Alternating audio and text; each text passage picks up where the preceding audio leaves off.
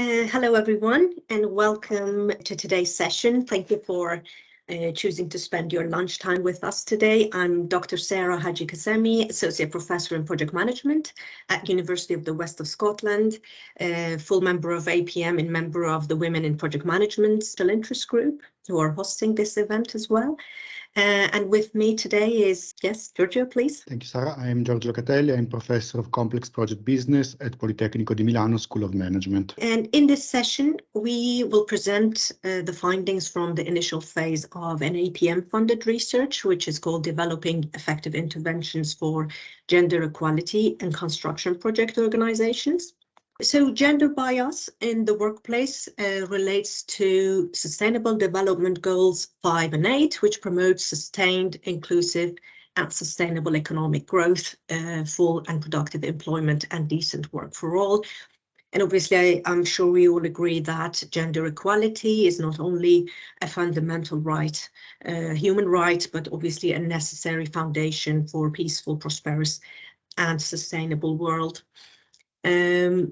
So as gender bias, as you have probably noticed, is the core concept of this research and this session today, I would like to provide the definition in the outset of our session. So gender bias, according to the European Institute for Gender Equality, is the legal, social, and cultural situation in which sex and/or gender determine different rights and dignity for women and men, which are reflected in their unequal access to or enjoyment of rights, as well as the assumption of stereotyped social and cultural roles.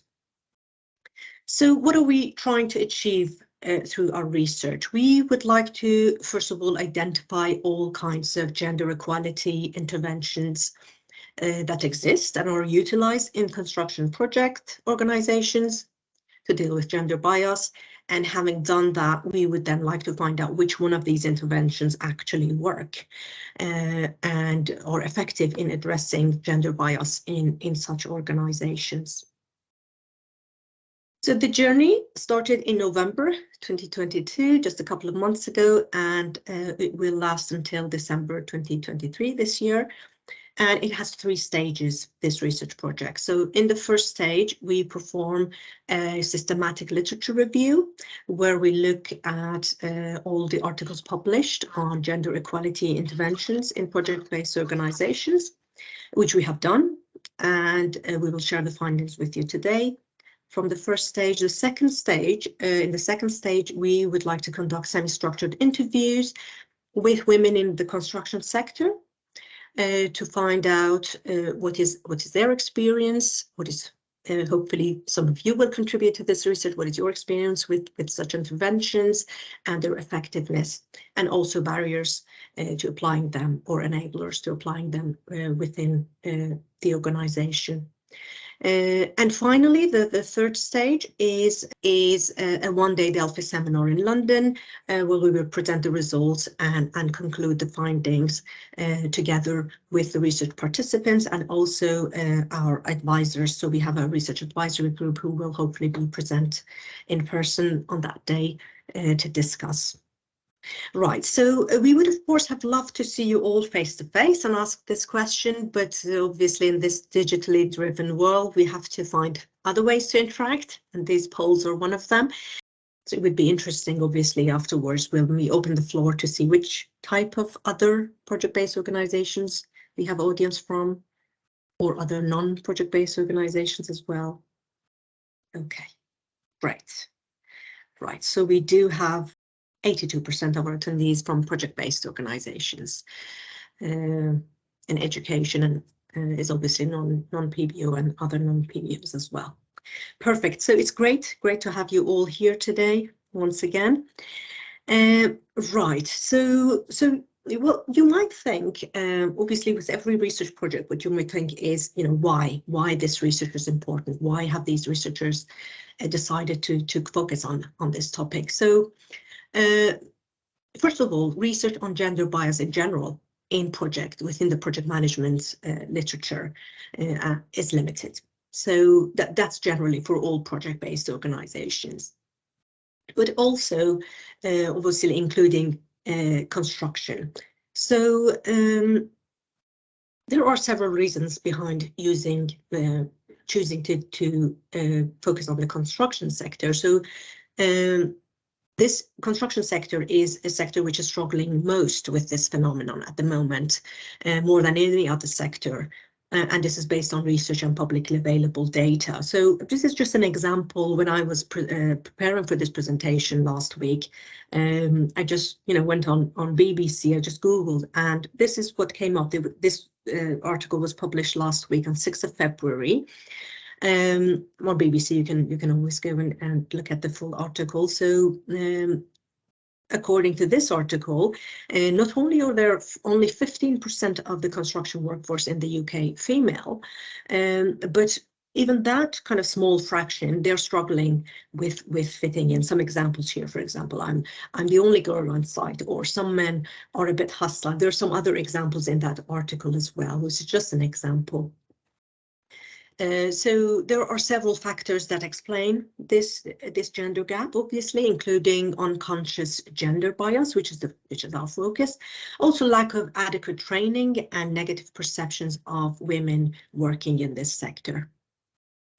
Academic research also confirms that project-based organizations, and in particular construction, have restricted women's chances for equal opportunities within society and the economy. So some of these restrictions include glass walls, barriers to entry to the sector in the first place, glass ceilings, barriers to career growth within the sector, pay gap, and harassment, which can be both obvious sexual harassment or subtle discrimination, which includes constructive discharges that lead to the work environment becoming so hostile that an employee would have no other choice but to leave the company.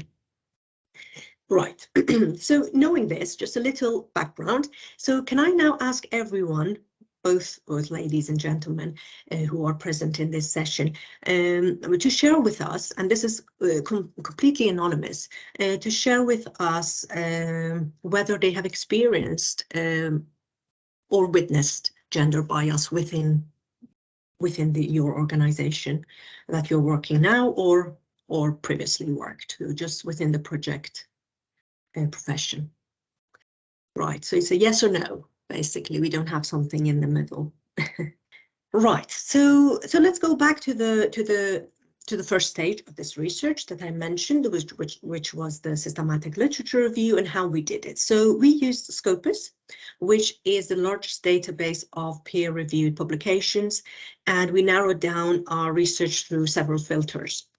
So we looked at papers which focused on project-based organizations, projects, or the relevant sector, construction, energy, or IT, which are the main project-based professions. Papers that described interventions targeting gender equality in the companies or sectors of interest. And finally, papers that contained verifiable empirical data on the topic of interest. Now, this could be anything from primary data or secondary data. So as you can see, through this kind of narrowing down, we came to 17 articles out of 586 initial results that we got with the query that you can see at the bottom of the slide. So 17 articles, through which we identified 42 interventions, 30 of which were identified as effective. Now we will go through each of them category later.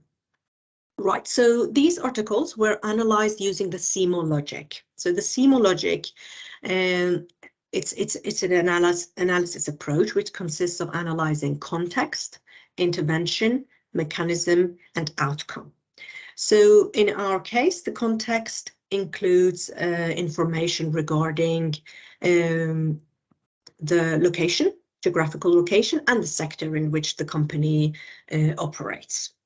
Intervention, it describes the introduced basically interventions or approaches, strategies to achieve gender equality in the company or project. The mechanism, it explains how the intervention should impact all the project actors and how it's supposed to change their behavior. So what is the intended change that it's going to bring? And regarding the outcome, we had two subcategories. So the first one was the intended outcome. What was the aim of the intention of introducing an intervention, and secondly, the effective outcome. So the first one is the expected consequence, and the first one is the expected consequence, and the second one is the actual result obtained after introducing such intervention. So this is the approach that we used for all the 17 articles, to analyze all the 17 articles. Right, so I would like to ask Giorgio, Professor Locatelli, to kindly go through the findings with you. I don't know if I mentioned or not, but this is a joint project between University of the West of Scotland, which I represent, and Politecnico di Milano, which Professor Locatelli represents. Yes, over to you, Giorgio. Thank you. Thanks. So we found that there are 6 main categories of intervention, and obviously there is a broad discussion between each category, and this is a bit of a simplification, but what we wanted is to squeeze out the key idea, the key lesson learned from the literature. Remember, the result that we are going to present you now comes from peer review literature. It's not the collection of our primary data. So the first category is structural intervention. These are interventions like disclosing disparity in gender pays, and this kind of intervention are structural of the organization that they are doing that. It's something that is a change in the organization, in the procedure of the organization, in the routine of the organization, in how the organization manages its workforce, and so far and so forth. So this structural intervention, we have literature evidence that increase the number of women that are hired, and the intervention like disclose disparity in gender pays increase the number of female employees being promoted and can accelerate women's career. So this is a kind of first intervention on the organization. Second one is training. Training is crucial, and this is on people, obviously. So training can be training aimed at women. We have a study that look at the importance of running self-esteem workshop for women, but training is also for men. And basically, training can take a different type of forms, can be daily security dialogue, where men and women talk about this subject, the subject of discrimination, in this case, men versus women, but also versus non-binary member of the workforce or other kind of discrimination. So to speak about discrimination, to speak about this topic has proved to be effective as an intervention. Okay, mentorship and support program. The idea that young female, when they join the workforce, they have a mentor is proved to be valuable. It's important to set up a support network. It's important to set up communities where these topics are discussed, and these communities can be inside the company. Athena's one, for instance, in the university we have, or can be across a company on a community level. Women in project management is an excellent example of this. These are proved to be working. Then we have work-life balance program. This is a big discussion on this because the idea that you change a work balance program in favor of women, this make the women less attractive on the job place, because it's perceived as a less valuable member of the workforce. So it's something that has a lot of discussion around. What we found interesting is the idea of increasing the flexibility of working hours to make people more able to organize their work-life balance program. So not reducing the number of working hours, but managing working hour relationship. Now you can think that the UK is not very good at that. Let me tell you, I spent 10 years in the UK. The UK is much better than other countries. In Politecnico di Milano, where I work, I often get invitation from senior manager for scheduled meeting between 6 and 7:30 p.m. Okay, so this is an example of not inclusive way to manage work-life balance. Signaling effect. So it's not just important to do things, but also signal these. The idea that gender equality initiative should be well known. These state the commitment of an organization. So doing is as important as speaking about it. Health and safety support program. This is incredibly important to discuss women's health from menstrual hygiene that many men have no idea about what it is, to more trivial things. I mean, there are, we are discussing people in construction, and if you look at, for instance, the clothes, the uniform available, most of the time these uniforms are designed on a man's body. It's very famous is the idea of car accident. So if a man and a woman have a car accident, they go through the same car accident, the man is more likely to survive. Why? Because the dummy that are used in the car to test the safety of the car are designed on male body types, because they're designed by male engineers. That's an example. So this is what we found. We found that some of these interventions are effective, others are not. What we found more useful and more effective are structural intervention, working on the organization, work on how the organization manage its routine, work on how the organization have its own hiring procedure. We look at mechanism. So what's the difference between intervention and mechanism? Intervention is what you do. So it's like to take a pill when you're sick. Mechanism is how the pill change your body. So we found that there are 4 main mechanisms: enhancing awareness, particularly for men, not for women; enhancing transparency in terms of salary, opportunity, procedure, all of these; incentivizing stakeholder. Okay, you need carrots and you need stick; and eliminating perceptual barriers, even stereotypes. Okay, most of the work. 99.9% of the jobs nowadays in the industry can be done by men and women. However, there are still stereotypes around. And when I speak about stereotypes, I speak about stuff like this. I come from the nuclear industry, okay? And I do a lot of work with the nuclear industry, and there is a website called World Nuclear News that present this. And they presented this about Korean nuclear program. Do you notice anything in this picture? Okay, it's 2023, 13th of January 2023, and they presented this stuff on roundtable promotion with 21 men. This is the wrong things. This is what should not happen. And this is not just Korea. This is also the UK. We probably remember this from last year when there was the Science and Technology Committee, and a speaker, the UK Government Sexuality and Mobility Commission chair, said physics isn't something that girls tend to fancy. They don't want to do it, they don't like it, there is a lot of hard math in there that might not want to do. We are certainly not out there campaigning for more girls to do physics. I will do that, and I want to do that because I don't mind that girls make up 16% talking to the subject. These are the kind of talking that we should have zero tolerance against. We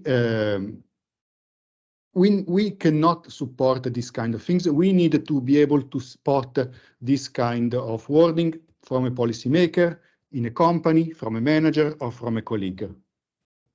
And the point is that we need to be clear on this. And I usually have this slide for my student that say white or man privilege does not mean that your life as a man has been easy. I come from a working class background. I was the first to finish high school in my family, let alone the university. So it was not easy for me, okay? But it just means that the color of my skin or my gender hasn't made it harder. That's the key difference. It's not neglect. It's not saying that for men things are easy. They are not. It's just saying that if you are a people of color, or if you are a woman, or another kind of gender, or other minority, there is an extra layer of difficulty. Back to you. Thank you very much, Giorgio. And I'm just, as Giorgio was presenting, I was also monitoring the chat, which is some very interesting points.